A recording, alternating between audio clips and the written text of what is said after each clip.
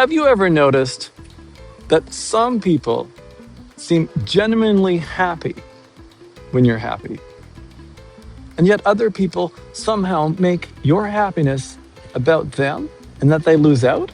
I think this is one of the most invisible relationship patterns that there is. And once you see it, you cannot unsee it. Healthy love celebrates joy. Manipulation competes with it. Let me show you what I mean. Imagine you tell your partner, I've been invited out with some friends on Wednesday. A healthy response might sound like, that's wonderful, have fun. Tell Sarah I said hello. Simple, supportive, connected. But someone who's emotionally immature might respond very differently. Oh, Wednesday? That's our night. I guess I'll have to just stay home by myself. I didn't realize your friends were more important than me. You notice what happened there? Nobody actually said you can't go. Instead, they made going feel emotionally expensive. That is one of the most common forms of emotional manipulation. And here's another example. You say, my mom just had surgery, as you know, and I'm going to visit her at the hospital after work. And they reply, tonight? But it's a work night. Normal people don't visit hospitals on work nights. You should wait until the weekend. Except, your mom won't even be there by the weekend. Suddenly, instead of talking about your mother, you're defending yourself. You're explaining yourself. You start wondering, maybe I'm being unreasonable. That's what manipulation often does. It quietly moves the conversation away from your needs and towards managing someone else's emotions. Now, here's the important part. Most people who do this, they don't wake up in the morning thinking, oh, I hope I manipulate someone today. No, they don't.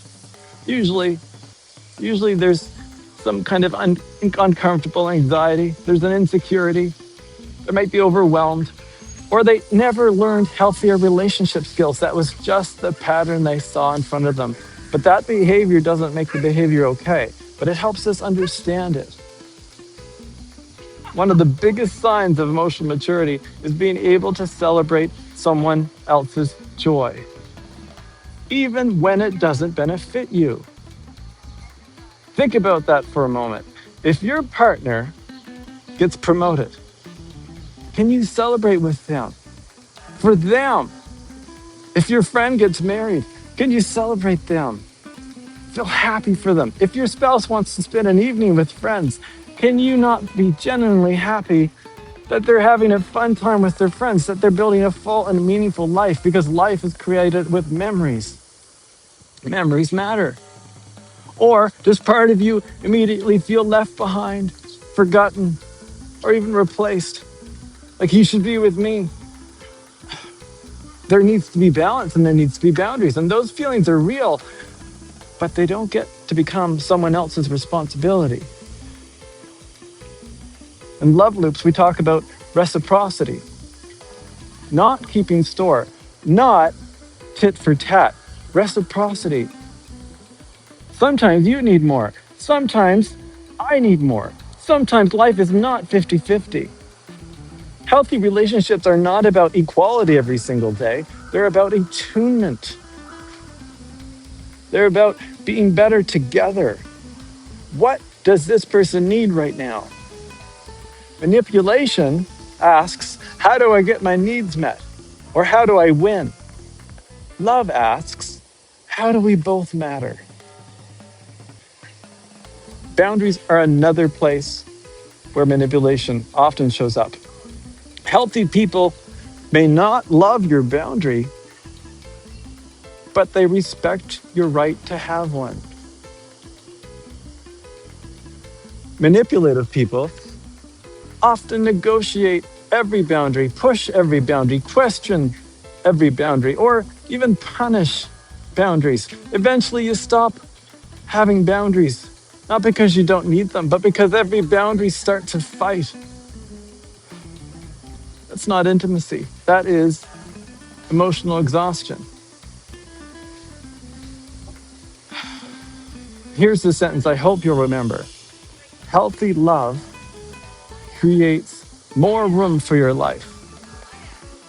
Manipulation makes your life smaller. You stop seeing friends. You stop pursuing hobbies. You stop sharing exciting news because somehow every road leads back to someone else's feelings. It's not a love loop. It's what I call a manipulation loop. Now, before you start thinking about someone else,